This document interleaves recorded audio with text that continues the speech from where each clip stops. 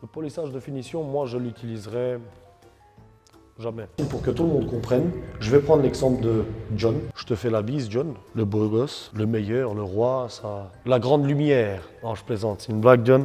Je te salue, jeune beau gosse et jeune belle gosse. Très content de te revoir de nouveau sur cette nouvelle vidéo un peu plus pratique, un petit peu plus pratique parce qu'il n'y a pas énormément de pratique. Qu'est-ce qu'on va voir aujourd'hui? On va voir ce que c'est un polissage à partir du plus léger possible, le plus rapide au plus agressif, dangereux en termes de temps, aussi beaucoup plus de temps de travail et le résultat bien sûr il est beaucoup plus bluffant. J'ai marqué ici sur le capot, déjà de base la voiture elle est complètement défoncée, il faut qu'elle passe en atelier de peinture pour qu'elle soit peinte complètement. Le pare-choc il est KO, le capot je te parle même pas. Tu verras tantôt dans les différences de polissage. Désolé pour ma voix, un petit peu cassée. On va commencer par le début, par le commencement. Je vais te présenter tout d'abord quelques pads et quelques pâtes de polissage, crème de polissage. Compound, on appelle ça encore dans le jargon. Tout d'abord ici, moi j'ai la marque 3D. Je fais la pub à personne, mais pour moi, ils sont très bons, très très bons. On a du Car Pro, voilà, qui sont super bons aussi. Et ce que c'est qu'un pad, on appelle ça un pad ou interface de polissage, de polisseuse, pad. Moi j'appelle ça pad. On va commencer par le plus facile, le plus doux, puisqu'on a dit qu'on va aller dans un ordre croissant. Et on va voir ce que c'est qu'un pad de finition, un pad de brillance. Donc niveau de correction de tes rayures, zéro, nix, nada. Mais au niveau de la brillance, lui, il va faire un travail monstrueux. La voiture ici, elle a une peinture unicouleur, ça veut dire qu'elle est non métallisée. Vous allez voir ce que c'est aussi, on va vous montrer un petit exemple. Ce que c'est une peinture métallisée, une peinture non métallisée. Qu'est-ce que c'est qu'un pad de finition? Déjà, de base, un pad de finition, c'est quelque chose qui est extrêmement doux. Il peut être en microfibre, que c'est que la microfibre. Il peut être en microfibre, c'est pas un pad de finition. Il y en a où il peut être en mousse. La plupart du temps, ils sont en mousse. Ici, on a des quadrillés qui sont coupés à la surface pour avoir plus d'air qui circule à travers le pad lorsque la polisseuse elle tourne et donc qu'il surchauffe le moins possible. C'est ce que la marque 3D nous dit. On va les croire, ils ont de l'expérience et ils ont des bons produits. Ensuite, le deuxième qui est un peu plus dur cette fois-ci, là on parle de Lake Country et eux ils te font un pad qui n'a pas de quadrillé, il est toujours pour la finition mais disons qu'il est un peu plus légèrement plus hard. Il va te déjà 10% de tes rayures, tout dépend du vernis, s'il est doux, s'il n'est pas doux. Il va enlever au moins 10% de tes rayures, de tes défauts.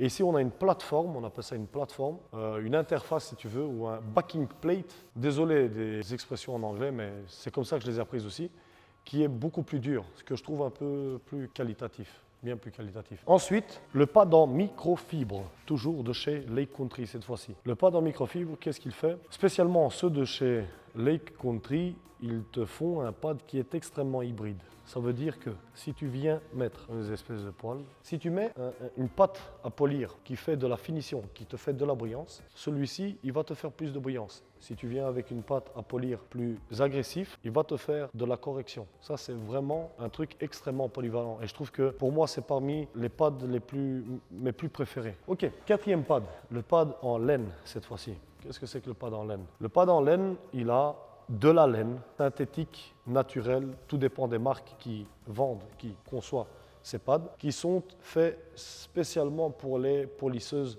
rotatives. On va voir ce que c'est une polisseuse rotative et quelle est la différence par rapport à une polisseuse orbitale, excentrique. Donc, le pad en laine, ce qu'il va te faire, c'est une correction extrême. Il va couper, il va enlever de la matière, donc du vernis. Tu vas avoir un effet vraiment terne, un effet, si ta peinture elle est noire, un effet grisâtre. Imagine-toi un pot de fleurs, tu n'as pas mis de l'eau dans le pot de fleurs depuis 2 mois. La terre qui est dedans est complètement séchée. Elle n'est plus noire en tout cas. Dès que tu rajoutes de l'eau, elle s'assombrit instantanément. Ici, ce pad-ci, il va te faire un effet extrêmement terne. Quand tu viens avec un pad de finition, il va complètement, si tu veux, comme dans ton pot de fleurs, humidifier toute la terre qui va s'assombrir complètement. C'est ce que la finition elle te fait. Brève explication sur les pads. Le sujet est beaucoup plus vaste. Mais ici, on va voir le principe de ce que c'est un pad de finition, un pad de coupe, un pad de correction et ce qu'il fait sur une peinture unicouleur, donc qui n'a pas de métallique, qui n'a pas de paillettes dedans. Et quelle est la différence? La différence est qu'au niveau de l'aspect, c'est beaucoup plus joli, à mon avis, mais extrêmement difficile à entretenir en parfait état.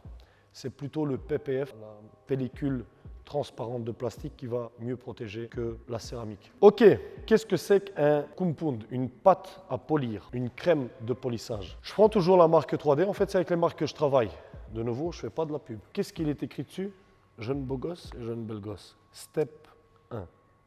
Étape 1. Qu'est-ce qu'il veut dire par là? Étape 1, correction. Donc il a une granulation de coupe, une granulation agressive. Si tu veux, imagine-toi comme des billes, tout simplement, qui au départ, elles sont beaucoup plus épaisses, plus grandes, qu'un compound, qu'une pâte à polir qui a des billes plus petites. Elles sont plus mous, peut-être aussi, si je ne me trompe pas. Et lorsqu'elles se concassent, elles vont plus corriger, plus enlever de la matière du vernis pour ensuite pouvoir te laisser une surface complètement égale partout, mais avec un effet terne qui attendra bien sûr l'étape finale, la finition. 3D appelle ça step 1, step 1, et ensuite il passe au step 2, et ensuite on passe ainsi de suite à d'autres pâtes à polir différentes. Mais toutes les marques ne les appellent pas comme ça. Par exemple, Carpro, ils appellent ça Reflect. Et il y a encore une pâte à polir encore moins agressive que le Reflect. Et la plupart des pâtes à polir, ils te montrent le niveau de coupe qui est cut niveau 3 et gloss, donc brillance niveau 10. Son niveau 3 là, il ne va jamais te corriger quelque chose. À moins que, bien sûr, si tu viens avec un pad en laine, ouais, là il va commencer à te couper.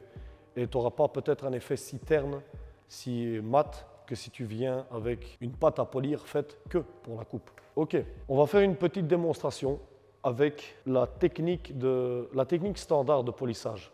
Énormément de gars qui travaillent dans l'esthétique automobile, ils suivent la philosophie du polishing techniques. C'est quoi? C'est tout simplement un pad de finition avec une pâte à polir de finition. Un pad de coupe moyenne, donc il va te couper moyennement et peaufiner moyennement. Ils vont venir avec une crème à polir moyenne aussi. Cette pâte à polir, je ne vous l'ai pas présentée, mais 3D ici, ils t'ont fait un combo de pâte qui va te corriger au départ. Et lorsque la granule se concasse, il va peaufiner ta surface.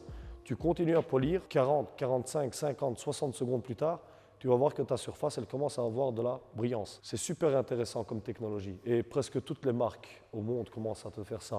Que ce soit Carpro, 3D, Menzerna, Sonax, Geon, même Jet Technique, ils ont des pâtes à polir de polissage, mais c'est un truc super léger. Ils n'ont pas développé le domaine du polissage en tout cas. Ce que j'ai tracé ici comme tape pour faire la différence entre les finitions, polissage en une étape, polissage en 2 étapes, polissage en 3 étapes et la brûlure de vernis, je vais l'exécuter avec le système standard. Le système standard, c'est un pad de finition avec une pâte à polir de finition. Pourquoi? Parce que oui, quelqu'un de bien plus expérimenté dans le domaine, il pourra te faire des combos spéciaux. Moi, j'appelle ça spéciaux parce que tu dois chercher, tu dois trouver, tu dois être bon dans le domaine que tu exerces pour pouvoir avoir des compétences, des skills, si tu veux, un peu plus poussés. Le gars, il va venir avec un pad en microfibre et à la place de faire une coupe avec une pâte à polir de correction, il va être malin, il va te prendre une pâte à polir hybride, finition-correction, il va te sortir un résultat en une seule étape, donc cette crème et ce pad, comme si toi tu viens la première fois avec la première étape correction, tu essuies ta voiture pleine de poussière ou bien tu la laves, et la deuxième étape, finition. Donc toi tu vas passer 2 fois tout le tour de la voiture, lui en une seule étape, il va t'exécuter et il aura presque le même résultat. Différence, il faut y aller pour l'avoir. C'est pour ça que il y a le polishing system, le polishing techniques, pâte de finition, pâte à polir de finition, et il y a aussi les petits beaux gosses et les belles gosses qui savent comment y faire. On passe à la pratique. Première étape, on va prendre un pad de finition et une pâte à polir de finition aussi. Je vous ai montré le step 1, donc qui veut dire la correction, et ensuite ils te disent step 2, la finition. Nous, ce qu'on va faire ici, comme on avait dit on commence par le plus léger jusqu'au plus agressif. On commence par le plus doux des pads avec la plus douce des pâtes à polir pour voir quel effet ça va nous faire. On y va.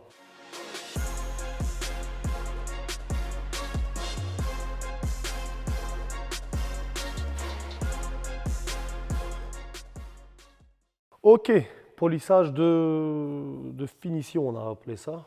On va enlever la crème de polissage pour voir ce que ça donne. Wow! En fait, le vernis, j'ai l'impression qu'il est ultra doux.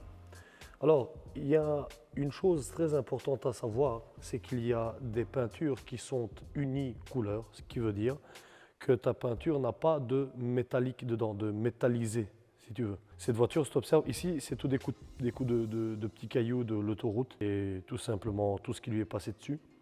Donc si on regarde attentivement, si je rapproche un maximum, on observe qu'il n'y a pas de métallisé.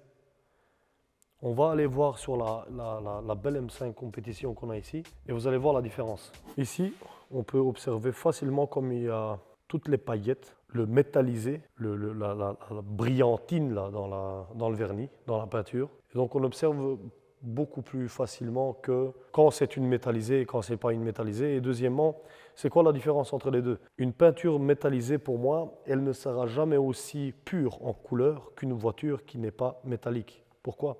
Parce que les paillettes te gênent à voir que la couleur de ta peinture. Ok, avant le polissage, si on observe, on va enlever le tape tout simplement. Il y avait quoi?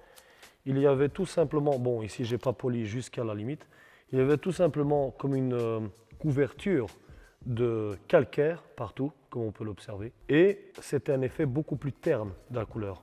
Dès qu'on vient sur le polissage ou le simonisage ou la finition, on observe que la couleur elle est beaucoup plus profonde. Et bien sûr, on ne va jamais réussir avec un polissage pareil, un pad fin, doux et une crème de polissage douce à réussir à enlever tous les défauts de taches de calcaire, d'effets ternes de la peinture et ainsi de suite. Et beaucoup d'autres contaminations qu'on ne peut pas les voir à l'œil nu, mais qui gênent lorsqu'on doit regarder l'état final. Donc on a vu le résultat d'un polissage de finition. Le polissage de finition, moi je l'utiliserai jamais. Je viendrai plutôt avec un polissage en une seule étape qui va me faire de la finition et de la correction en même temps, sans laisser pour autant un effet terne. Ok, donc on va voir ce que c'est un polissage en une seule étape avec un pad qui va nous faire un petit peu plus de correction et de la finition aussi. Qu'est-ce qu'on gagne? On gagne plus de correction de défauts. Au niveau de la brillance, on va être presque à la même mesure. Ce sera difficile à voir les différences. On va voir ça.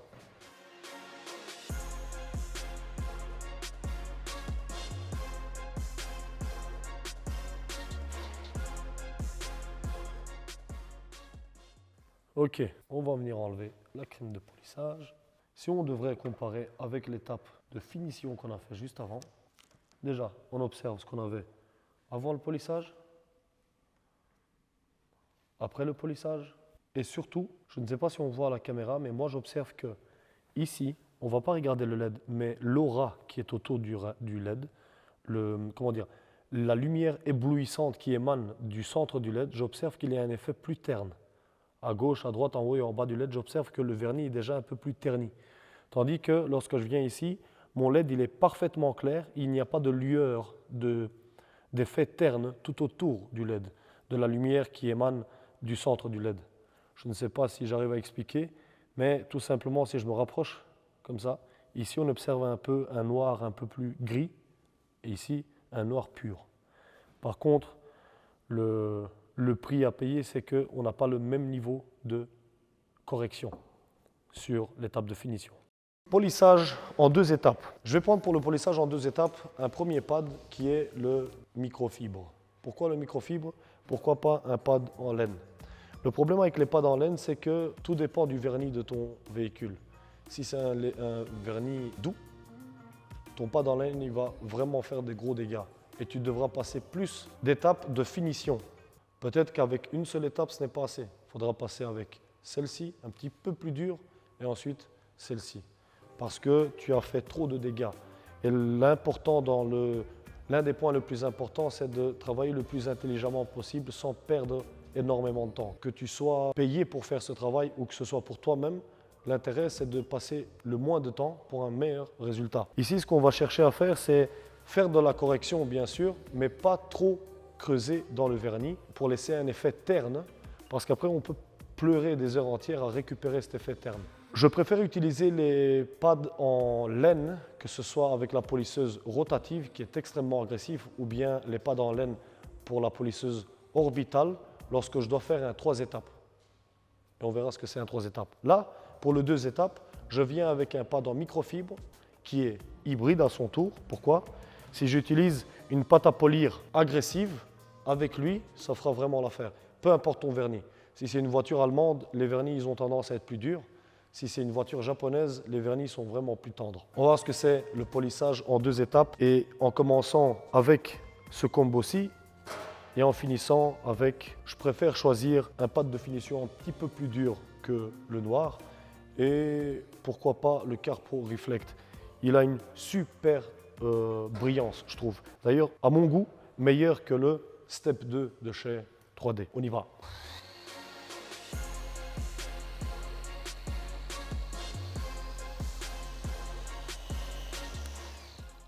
Ok, on va voir ce que la première étape de correction elle nous a laissé derrière elle. Ou devant, ou peu importe. Oula, surprise! On est déjà sur un effet bien plus terne, mais je ne m'attendais pas à ça. Pourquoi? Comme je vous ai dit là tantôt, les pattes de microfibre, ils ont tendance à alléger la coupe. Ils ont tendance à laisser un effet moins agressif qu'un pad à 100% en laine. Donc ici, absolument qu'il faut une finition, parce que si on observe par rapport à la One Step, qui est bien plus claire, bien plus propre, bien moins terne, ou encore la finition totale, là c'est incomparable. Et d'ailleurs, je pense qu'on fera juste au-dessus une finition pour observer ce que c'est la réelle différence entre des traces ternes, des traces de coupe, et ce que c'est l'effet de finition.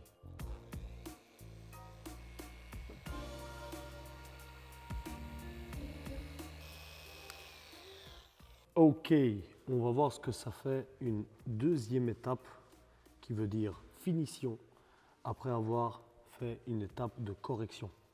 Donc, j'ai marqué que nous l'avons fait juste au-dessus. On va enlever ce bordel. Et voilà. Donc, ici, on peut observer bien plus facilement ce que c'est la finition après avoir corrigé. Première étape, elle te corrige ton vernis. Deuxième étape, on peaufine, on lustre, on fait briller. C'est vrai que si c'était juste une seule étape sur toute la voiture, on n'aurait pas forcément observé.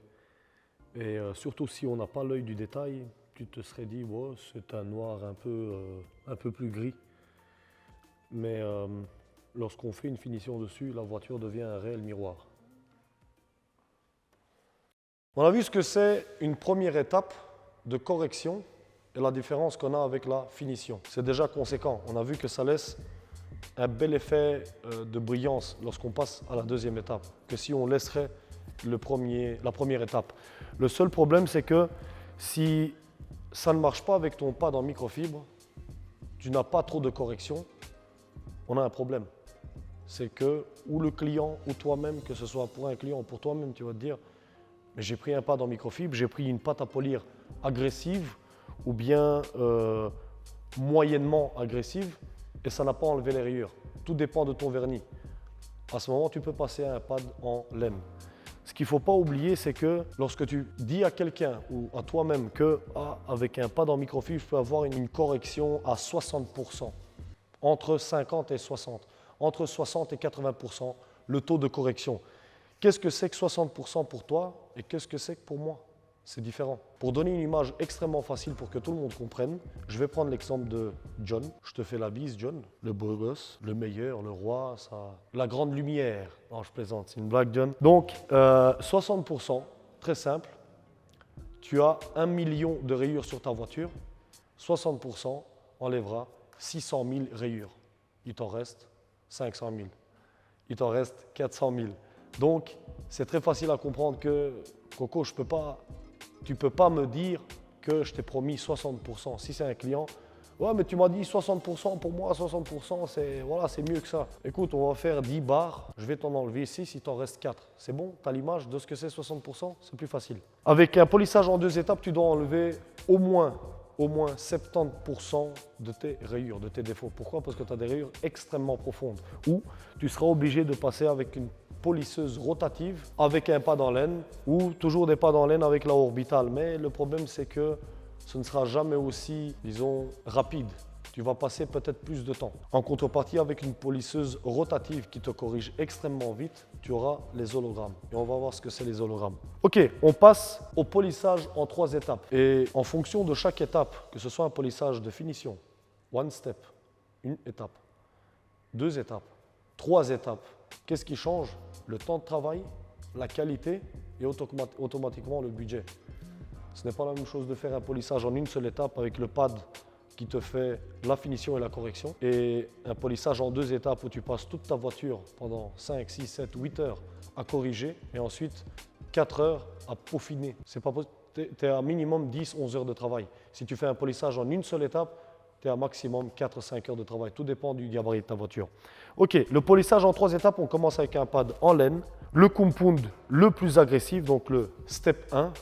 Il y a bien d'autres marques et bien d'autres pâtes à polir qui nous laissera des hologrammes qu'il faudra venir enlever avec un pad en microfibre ou un pad en mousse. Pourquoi je prends un microfibre et pas en mousse? Parce que celui en mousse, même s'il est un petit peu plus dur que celui-ci, il y a des pads qui sont encore plus durs que celui-ci, il ne va pas complètement t'enlever toutes les hologrammes. Si vous entendez un effet de sifflement, c'est le vent qui fouette violent. Donc, pad en laine, pad à polir agressif. Deuxième étape, on enlève les hologrammes. On verra ce que c'est les hologrammes.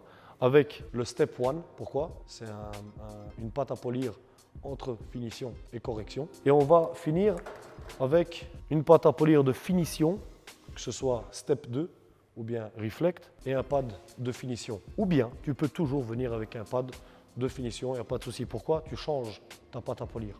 Elle est faite pour la finition. Lui, il est parfait pour ça, ou lui, il n'est pas fait pour ça.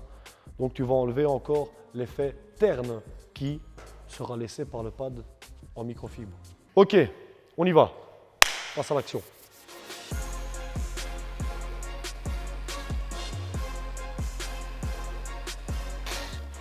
Ok, on va enlever la crème de polissage pour voir ce que ça donne. Lorsqu'on descend en bas, on observe toujours ces hologrammes qui sont présentes. Étape 2, correction des hologrammes. Plus aucun hologramme, mais toujours un effet terne. Et tout de suite, nous allons monter à la finition finale. Donc, la deuxième étape, plus la finition.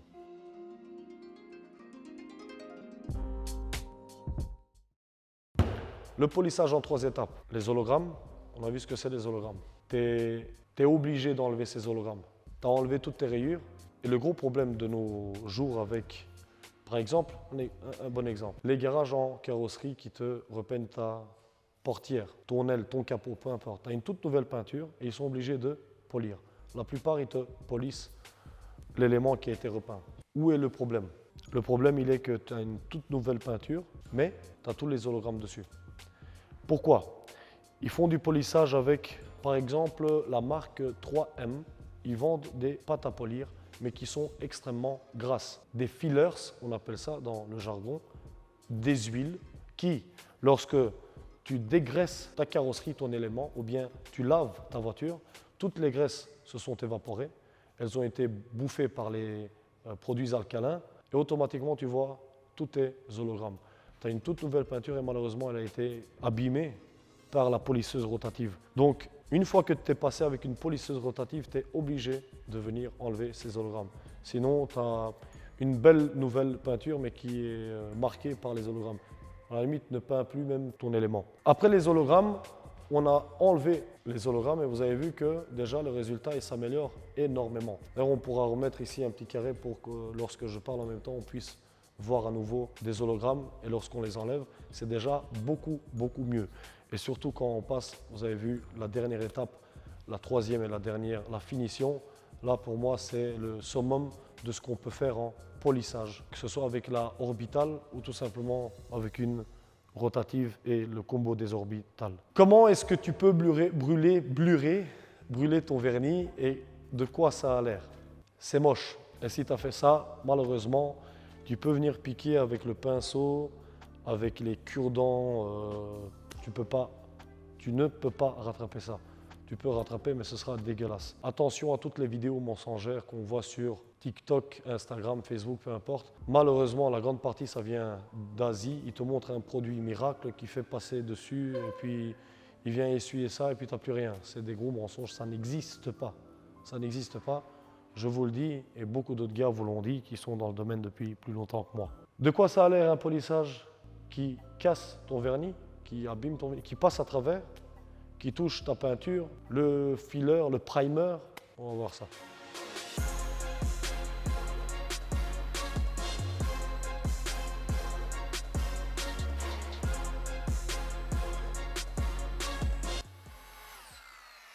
Ok, que se passe-t-il lorsque on brûle le vernis?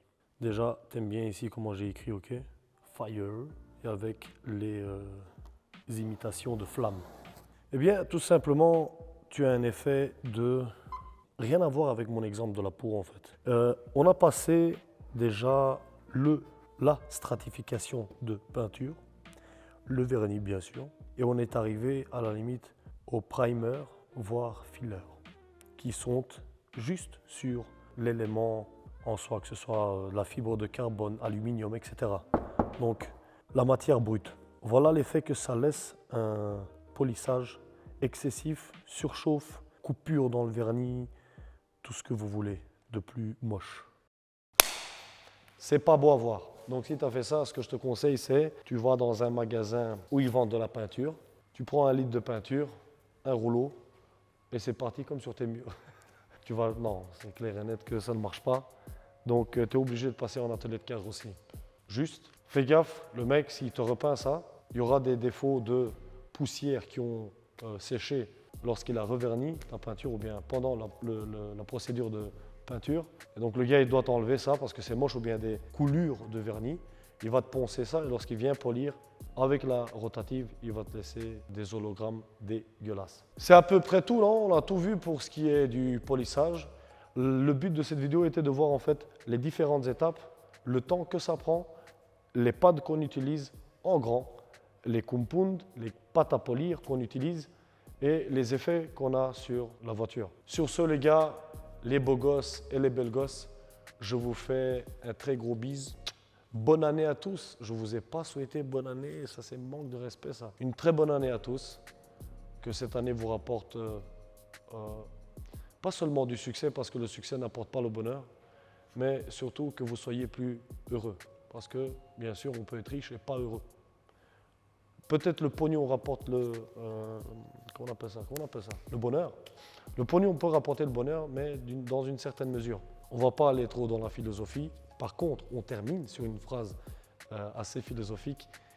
N'oubliez pas, les détails font la perfection. La perfection n'est pas un détail. Bisous.